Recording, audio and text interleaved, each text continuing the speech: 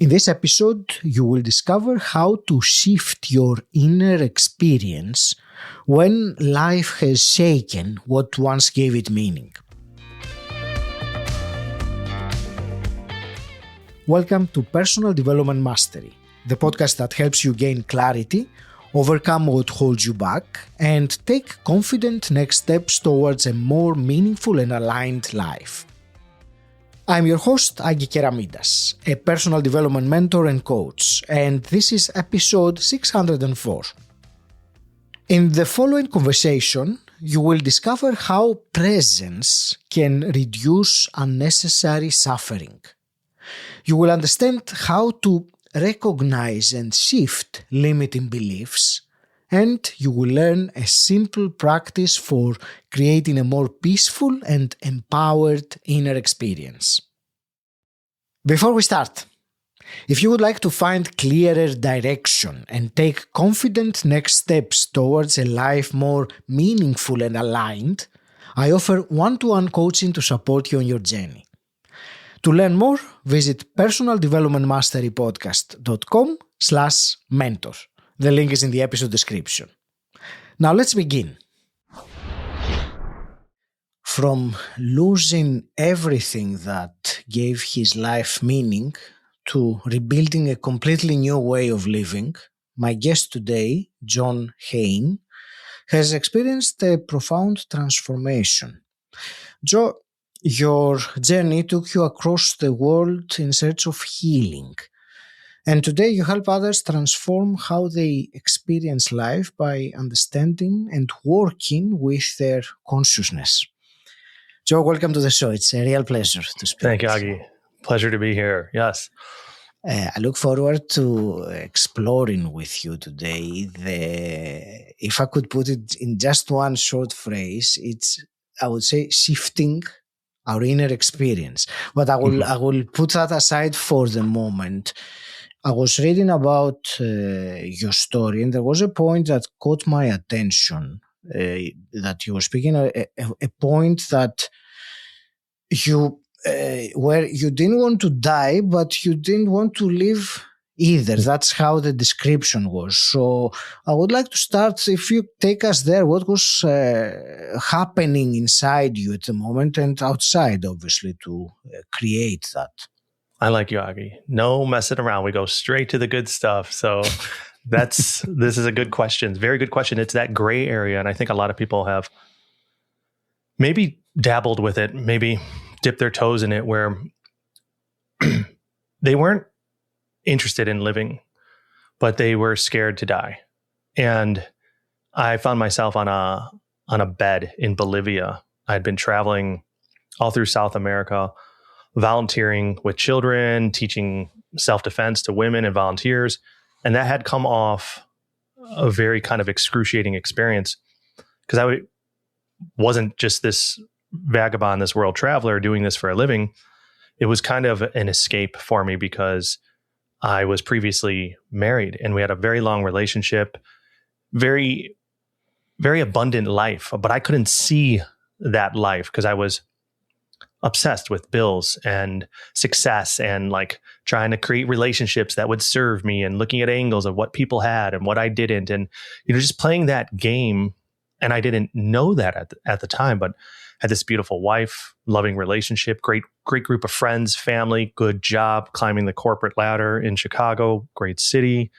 And then my wife was diagnosed with cancer, and that just kind of catapulted us into this whole season of real concern, real suffering, where it kind of very quickly humbled what I thought was hard before into something where we were daily wrestling a battle of mortality. Things were okay at first, and then they got real bad. A dozen tumors had spread to her brain, and we had to move in with my parents, and I became the caretaker and, carrying her up the stairs, feeding her, bathing her for many, many months. And I never really thought she would pass. I always thought we would make it out, because we had been in so many scary situations, like life and death, very close. And we always made it out. So I just kind of figured we would always make it out. And I was her champion on the surface in front of her, but behind closed doors, I was withering away with anxiety and just unbridled fear. And then I found myself in the ICU one day, and the doctor told me that she's not in there anymore. She had a very severe episode. Something happened, and we had to rush her to the hospital. And that's, I remember her last waking moments, expressing our love to one another, and they had to induce a coma. And then 3 days later, I was begging her not to leave, and she was taken away. And that was impossible, but she started communicating with me from the beyond a little bit. I know that sounds crazy. I'm a very analytical minded man. I like to ride motorcycles, chop wood, and create solutions. And I got a message from a friend of hers who was a spiritual medium. And she just said that your wife is coming to me to communicate with you. She didn't want any money. She just I'm a friend of hers. And that kind of ignited this whole spiritual quest where I believed what she was saying. I believed that my wife was coming to me. She was coming to me in dreams. She was having me read certain books about the beyond.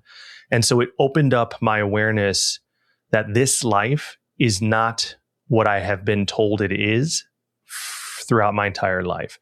And so her death was the hardest thing I've ever been through, but also it opened up as a gateway into the unknown where I had to start seeking answers. And so I didn't want to go back to work. I quit my job. We had savings. We're going to buy a house. I didn't give, pardon my French, a shit about living a regular life anymore, because the thing that was my anchor, the wife, she was my business partner, my lover, my best friend, the future mother of my children, everything was all encapsulated around that identity.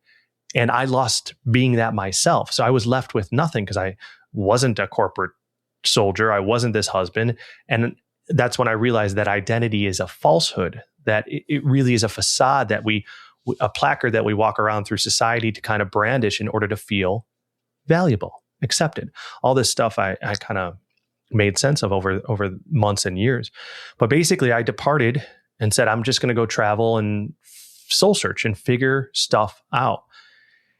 And I was traveling through South America, doing a lot of great things, but also getting myself a little bit of trouble, old habits and escapism and trying to bury my grief. And I would experience moments of true liberation, like helping a child master a martial arts move, or teaching English, or teaching a woman self-defense to defend herself against her abusive husband.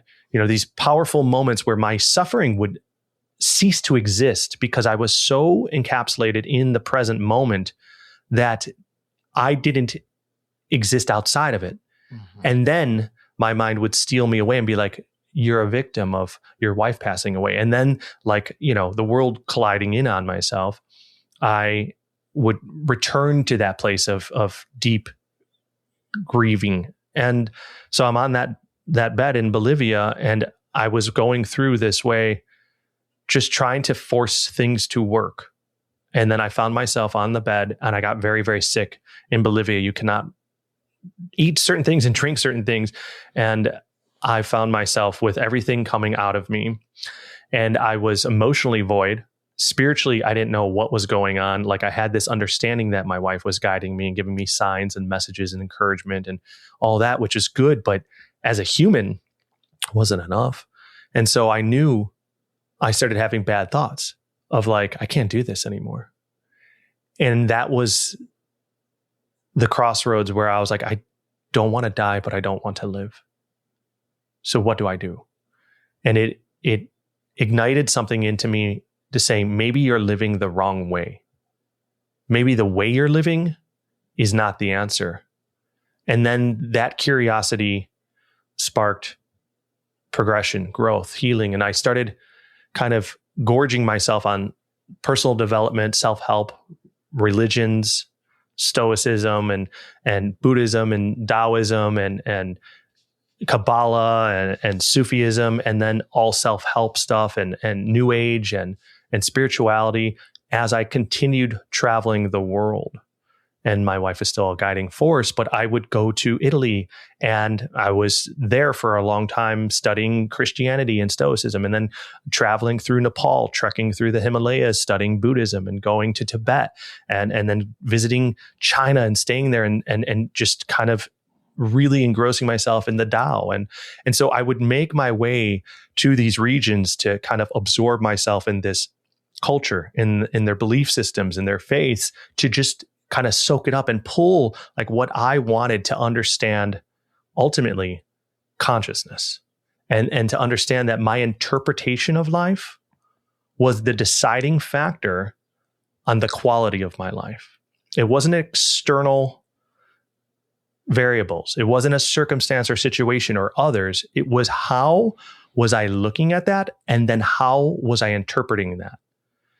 And so then I realized through study and just kind of very, metacognition, self-diagnosis, and just being the observer of self-awareness and kind of grasping that, like, I think I'm onto something here, that if I can train the way that I interpret life, then I can determine how I feel about it ultimately. And so then that opened up just a tremendous amount of understanding. And then there's tools, there's practices, there's techniques, there's things that you can do to expand your power of your consciousness, which I believe is the mind, but it's your belief systems, your thoughts, your emotions, and your feelings. And so it just kind of took hold from there. But I know, long-winded. I told you before this, I talk a lot, but I'm on that deathbed in a sense in Bolivia, and I'm keynote speaker, and I go into corporations and I teach this stuff, and I call it being on that deathbed in Bolivia, because I believe that the old life had died, and the curiosity was kind of like the phoenix being born from the ashes of the old way of living, being taught that I needed to chase materialism, success, and base my information on the educational system and the upbringing there, and just use pharmaceuticals and eat these certain foods and do all this stuff, just doing what I was taught to do. And I had to break free. And that was my death. And then I was liberated. And then kind of just understanding the spiritual lens of the beyond, and that we are here, I believe, as souls experiencing a human experience, but also we've got the human part of us. So we have to train the equipment like driving a car, right? We have to learn the different gears and the gas and the brake, and how to turn and pivot and set destinations and goals, and who's in the car with us, right? And so we can learn how to wield the power of our consciousness, mind, body, and spirit, to just have an adventure. So it's not like we have to walk through life being a sage and a Zen master and healing people and performing miracles, but just to minimize our suffering and to experience a bit more fulfillment and peace and joy. And I think that determines kind of everything. And so when you were saying, and there are so many things now that come to me from what you said, but one thing was when you were talking about the deathbed in Bolivia. I remember when I was on a pilgrimage in a monastery in Greece many years ago, there was an inscription, and it said, if you die before you die, you won't die when you die. Yeah. And that stayed with me, I contemplated on what that could mean. And, some things you mentioned earlier, you said, and I remember you said your identities, or generally the identities, are a facade, that there is not something that it is real in us, but it is something we create or project. And I think on reflection of that phrase, it is our identities, or our false identities, is one of those parts that if they die, then there is not any more of that to die. I would like to really go to the practicalities of this. And you were saying about the difference between the external, what is happening around, or where your mind takes you outside of yourself to other events, and the internal experience. You mentioned some techniques. You mentioned awareness, because awareness would be the prerequisite to change the way that we Very much so. we see things. So I would like to go there and hear, and from all the experiences you had, and you studied different traditions and religions. So guide us on how can practically someone can gain more of that ability to tweak or guide their inner experience. Sure. I will, if you do me a favor. I want you to say that, what you learned from the monastery, in Greek, because I guarantee English doesn't do a good service, but let's hear the real quote.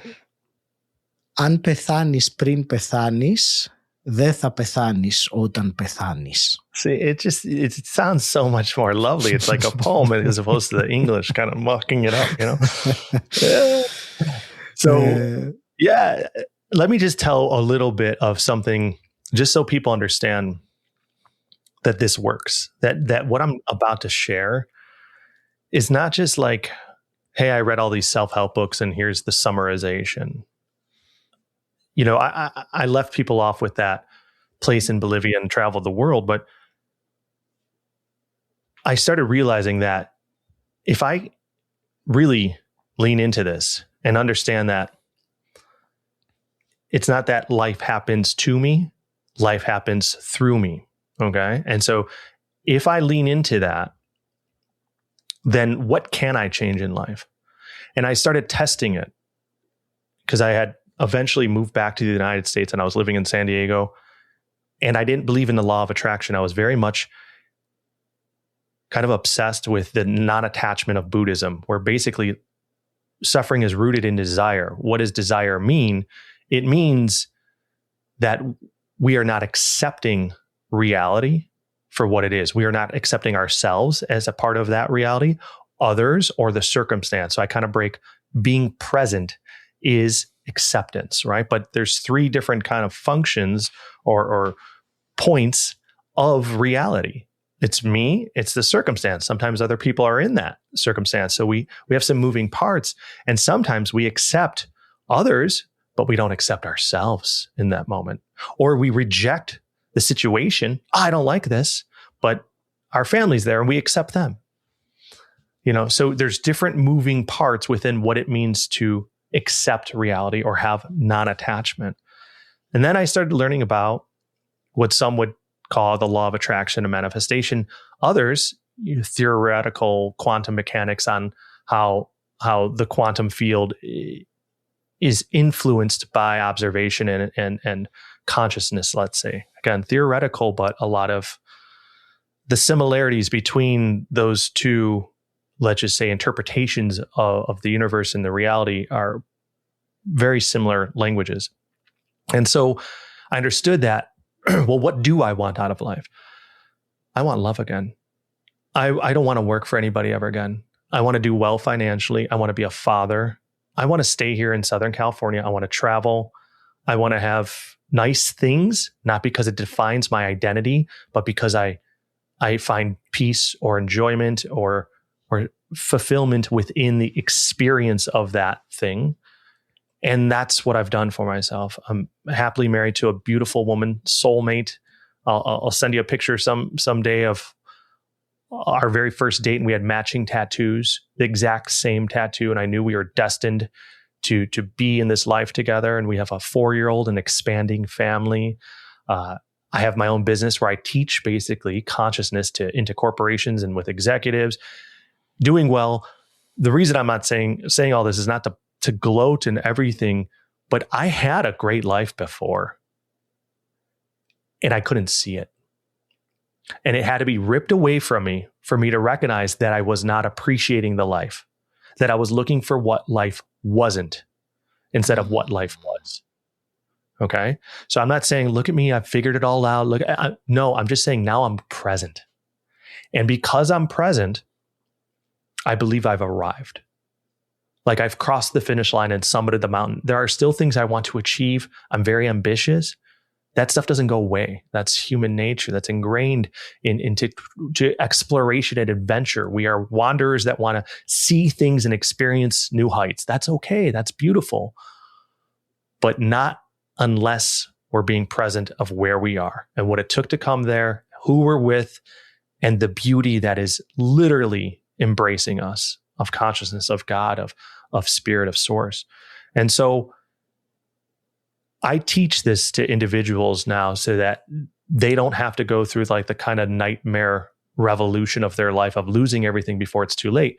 Some people, that's their journey. Some others can kind of have the intention to proactively shift into this conscious awareness to increase the quality of their life dramatically.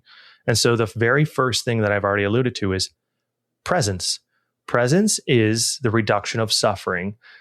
And what is presence? Again, it's just being mindful of the moment. It's very easy to come to the present moment. Like if you're listening to this with myself and Aggie right now, you just stop, you take a deep breath, you look around, you taste, you smell, you touch, you listen, right? And you'll do that for 10, 20, 30 seconds. And your mind won't really think because you're using your concentration to take an inventory of the current moment.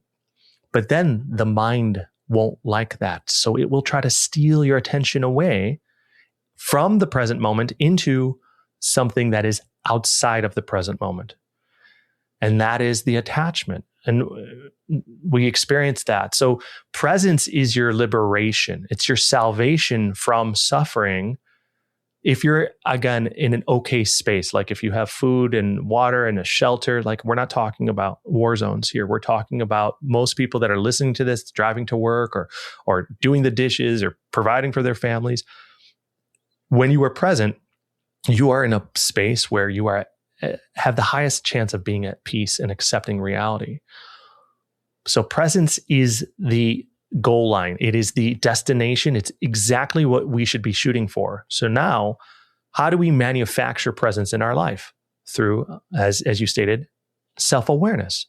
Self-awareness, simply stated, is understanding when we are not present. That's it. So then we will start understanding, well, what steals us away from presence? Do I have a lot of regret in the past for things that were done by me, mistakes I made, decisions I could have done better, or things that were potentially done to me? Does my mind take me into those spaces and then drag me down that rabbit hole and bury me in those thoughts and those feelings? Or am I concerned about a future? How am I going to pay the bills? Where am I going to live? Are we going to be okay? Right? And then the mind, the ego, steals you into there and creates delusions, stealing you away from being perfectly safe. Or am I having attachment and rejecting the reality because somebody cut me off in their car, or this email coming through again, this person I work with just doesn't get it. They don't know how to do their job, or I can't pay this bill right now, so I'm super frustrated. We're not accepting reality.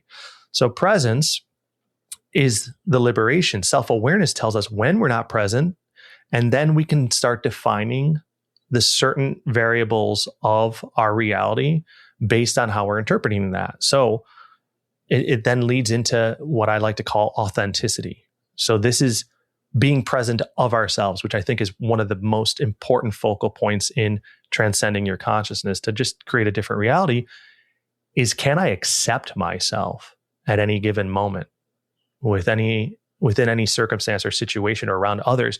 Can I show up and just, I'm not saying, cuddle myself and give me hugs and you're the best ever. No, just being like, you're enough. You're enough as you are. That is such a breath of fresh air when you just go, I like this mantra, this affirmation here. This is what I teach in corporations and with the people that I'm kind of guiding, because it talks about everything that I just talked about with the present and the future and the past. It's, I'm proud of you. So we cover the past. I'm proud of you. Just saying that, I'm proud of you. Okay. You know, how many people would love to hear that from like their father or mother and actually feel like it's true? We can say that to ourselves and be self-reliant and have that feeling.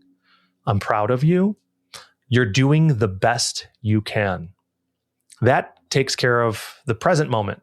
Because if we're always doing the best we can, that means we always were and we always will be, which means we are accepting ourselves as we are. It's effort, which is based on psychological studies and everything. It's better than results. It achieves self-mastery, and we actually heighten our performance, which I also teach. So I'm doing the best I can. And then I believe in you. Ooh, right? What do you want to achieve? What goals do you have? What dreams do you want to taste and experience? Do you believe you're worthy of achieving them? Do you believe you're worthy of experiencing them? Yes, that's very important. Yeah, I believe in myself. I believe I'm worthy of tasting these experiences. And then ultimately, I love you. The ultimate form of acceptance is love. It's when we are in a partnership with a spouse, or when we look at our children, love is the expression of total acceptance. That's why it's so powerful. Because not only are we accepting the individual, we're finding gratitude and ignoring all their flaws, all their faults, all their shortcomings. And we are just embodying true, unadulterated acceptance for this person. Do that to yourself, and you will watch the world transform around you. People, individuals, opportunity, prosperity, success, material, relationships, whatever it is that's important to you. You can go live in a treehouse and be a monk. And if you love yourself, you'll be like in a Disney movie. The birds will talk to you and you'll make friends with critters and you'll have a great life. Or you can be a successful executive or an entrepreneur or stay-at-home mom. It doesn't matter, but your life will become something a lot more magical. And so what it defines now is that these are concepts. So when we talked about gratitude, non-attachment, authenticity, presence, self-awareness, last one is self-care. It's taking care of our mind and body so that we can harness the power of our consciousness. So I just did breath work this morning. I took a cold shower. I exercise. I eat right. Low sugar, low toxins, low chemicals, sunlight, sauna, all these things that I kind of just sprinkle into my lifestyle that help me feel alive and help my consciousness thrive. Oh, that's pretty good. I like that. Kind of a little haiku action there. And so when you combine all these things, people go, that sounds like a lot. That's overwhelming. I don't know where to get started. This, that, and the other. No, don't worry about all that. I have a 3-step formula for transformation. And what it is we set a goal. We set an empowering belief in a goal. This is the very first thing. Think of you being this soul, and you're going to get into this body and live a human experience. What do you want to experience? So it's like going on a road trip. Where do you want to go? Okay. Augie and I were talking about Patmos, Greece earlier, and you can't really drive there, but we can jump on a boat too. Okay. So the analogy still works. But say if we want to go to Patmos and we want to go experience all its glory, but we are very, very far away. Well, we have to get our vessel prepared to take us along that journey. Okay. So, but first, before all that, we need to set the destination. So many people are obsessed, all caps, obsessed with what they don't want, with what they don't like, with what's stressful and exhausting and anxiety riddled. And they're obsessed with everything that isn't. Become obsessed with what you do want. And make it a target. Then our consciousness, and this is based on neuroscience and psychology and quantum and spirituality, then we can harness our bandwidth, conscious bandwidth, to then align with that experience. We have something to live for and pursue. So the first thing I call is belief. It's basically creating an empowering belief / goal for ourselves. I believe I'm worthy of experiencing a loving, soulful relationship. I believe I'm worthy of leading this company into new heights and creating great bonds with clients and team members. I believe blank, blank, blank, right? So we're setting the goal. And then I would have somebody say, okay, you set your goal. Now tell me why you haven't achieved it yet. Tell me why you think you can't achieve it. And there will be revealed all of somebody's conscious and subconscious blocks. Because our consciousness, as I stated, influences and creates our reality, what we believe about ourselves and our reality is the script that reality has to kind of follow. So if you go, well, I don't have the experience to start, I'm divorced and I can't start a new relationship. I'm too lazy. I don't have the work ethic. Well, then reality just has to reflect that conscious belief. And so that's the actual thing that is standing in your way, not the circumstance of what your environment or opportunity is. We know we believe that, but it's simply not true. So when we define what do you believe is preventing you, you're going to be revealed with the very cancer cell in your consciousness that needs to be plucked out and replaced by some growth hormone, in a sense, where we put in a empowering belief instead. So we go, I do have enough experience to launch that product. I do have enough self-worth and cool things about me to go be successful dating. I do have enough experience and grit and hustle and determination to land the promotion. I do have the time to focus on myself and my spiritual growth and self-care. Okay. So then we transform the script and we have I do and I'm gratefuls and I can and I believe, right? And that's step one. We transform our consciousness and we give it direction. Then step two is evidence. This is based on neuroscience that we'll experience reality. Our brain interprets what is happening based on our previous experience and kind of our conditioning, okay? Psychology says the same thing. We have confirmation bias where we tell ourselves the story to align with what we already believe, or cognitive dissonance. We manufacture a story to give ourselves an escape, okay? So no matter what, we're not experiencing reality. We're experiencing the projection of our beliefs. So we need to go find the evidence that aligns with our new beliefs. So if we believe we can achieve something, now go find the experience, the evidence rather. So it's just, we're retraining our reticular activating system basically to say, it's important to find when I am proud of myself and when I am grateful and when I experience joy or accomplishment that is aligned with my initial belief and goal.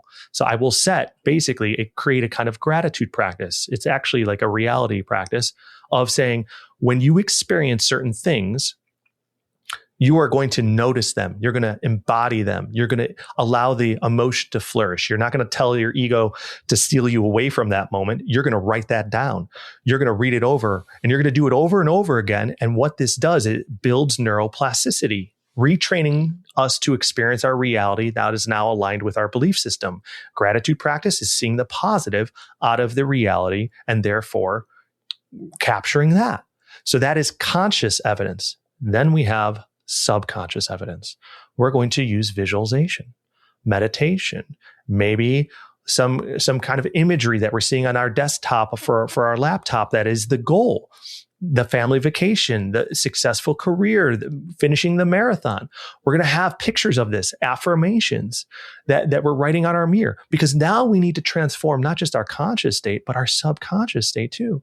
So we will visualize experiencing the fulfillment of our goal, what that's like emotionally, right? And we do that at certain times to maximize the investment of that subconsciousness right before bed, falling asleep, or early in the morning when you're just waking up.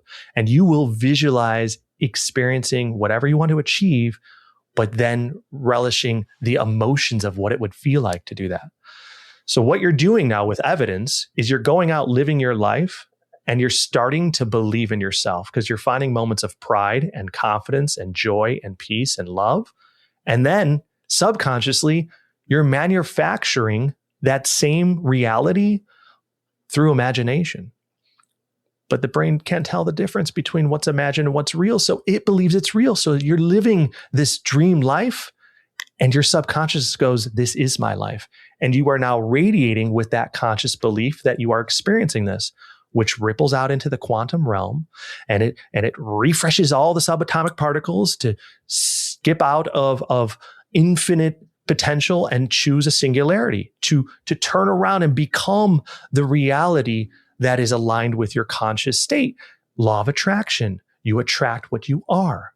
Okay. And so then reality is consciousness. Consciousness doesn't give a shit about you. It just reacts to you because you are an ingredient in a stew. And if I am an ingredient that is super salty or super spicy and I put myself in that stew, what does the stew become? It becomes a little bit more salty or a little bit more spicy. And that's all what consciousness does is it outside of us is it's reacting to us, but we have the power to then train our consciousness so that we can become higher consciousness or lower consciousness, sweet or bitter. And then we are going to transform the flavor of our life into that same alignment. And the more we become that and frequently basically invest in that on a day-to-day basis, the more our life will adopt. It has no choice but to do that. Okay, it has to. And so that is step 2. And step 3 is energy. This is what a lot of people get right. It's easy. Work hard, determination, dedication, resilience, setting habits, creating routines, creating a lifestyle, holding yourself accountable, discipline, discipline, discipline. Okay. But people think that that is the answer. That's the 3rd step because nothing happens if your mind is not backing it first. But is your mind obsessed with what's happening to you or what you want? So you see, all 3 steps then feed into one another. Mm-hmm. And it's this 3-step formula where you set your conscious attention, you empower yourself, you get rid of your limiting beliefs, then you go to work every day doing your due diligence, finding evidence that's aligned with the goal consciously and subconsciously, and putting in the effort. And everything then feeds into itself like this beautiful system. Now you spiral up in life. It doesn't happen overnight. It's like a vine going up. There's going to be hard times. There's going to be obstacles, but the obstacles are the things that serve you to become what you're trying to become. They're ladders. People think they're dead ends, that they're walls. No, that's the thing that you need to ascend. It's literally an elevator, an escalator, or staircase. So everything is happening for you through this process. Everything is happening through you, but it's also happening for you to serve you. And then we let go of the how things are supposed to happen and the when, and we just continue on this cycle. And all the while, you're experiencing presence, joy, peace, and gratitude. And then life, you all of a sudden kind of recognize, I've made it.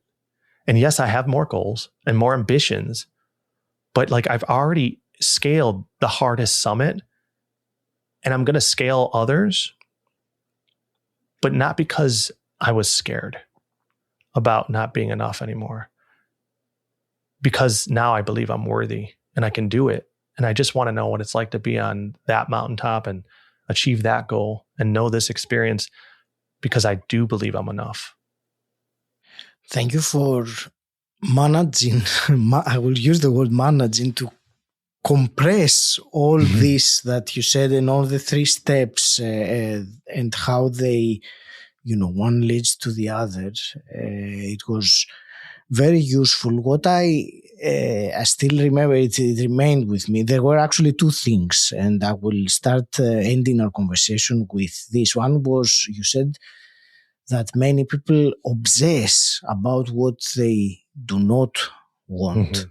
And that is, or it can be subtle, but it is a good opportunity to catch ourselves whenever we, absolutely, complain or tell about what's stressful or what we don't want. And the other was, and I think when it was those 4 phrases that you said, and when you were describing them, I thought that this would be a great practice to do in front of the mirror and say to yourself, and I wrote those phrases, I'm proud of you, you're doing the best you can, I believe in you, I love you. And I think that was also something I believe that is very powerful and it can shift someone's awareness or energy or even at that moment, the vibration that they have.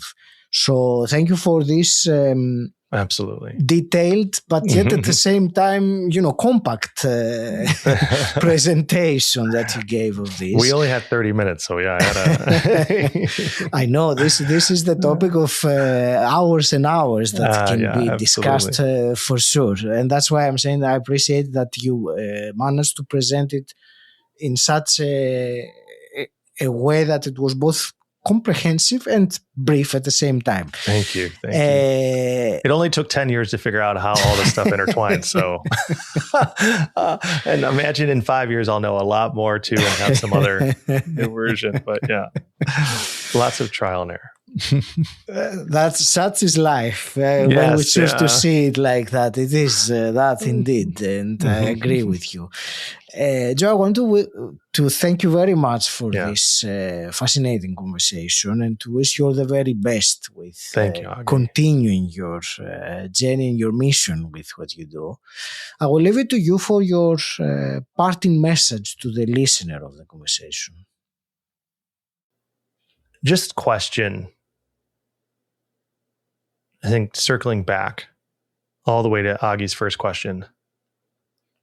What you don't know.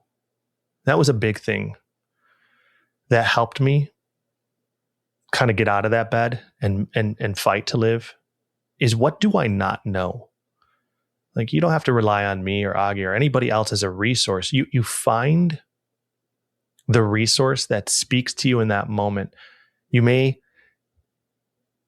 become a devotee of Islam or start really practicing Stoicism or New Age. It doesn't really matter, but discover what you don't know, because there is so much, and it's not for you to master everything. It's for you to experience something that helps you feel better about yourself today, not forever, just today. Find a little spark of inspiration and watch how everything changes if you continually do that from one day to the next, making it easy. Don't overthink it and think you have to revolutionize your consciousness. Just ask yourself, what can I learn today that'll make me feel good about myself? And even if you put that into AI and say, teach me something today that you didn't teach me yesterday that will help me feel good about myself and the life I'm living. Okay. And you're going to find little things and simplify it. And that will become a practice, however you choose to explore it, that will then equate to like almost compound interest. You'll look back one day and you'll be like, I am wealthy because I invested every single day, and that investment built upon the day before and the day before. And all of a sudden you're going to arrive one day where you're like, holy shit, I did it. But just start with today and find the one little piece that will make you feel good about being who you are today and living the life you're living. Thank you for listening to this conversation with Joe Hehn. I hope it has given you a new perspective on how your interpretation of life shapes your reality. One practical action tip to remember from today is using presence to interrupt suffering. So next time you notice your mind pulling you into regret, fear, frustration, or resistance, pause and take an inventory of the present moment. Breathe, look around, listen, feel your body. Notice what is actually happening now. This awareness of the present moment is key to shifting your experience of reality. Join us every Monday for in-depth conversations and every Thursday for shorter solo episodes with insights and tools you can use. If you would like to find clearer direction and take confident next steps towards a life more meaningful and aligned, I offer one-to-one coaching to support you on your journey. To learn more, visit personaldevelopmentmasterypodcast.com/mentor. The link is in the episode description. Until next time, stand out, don't fit in,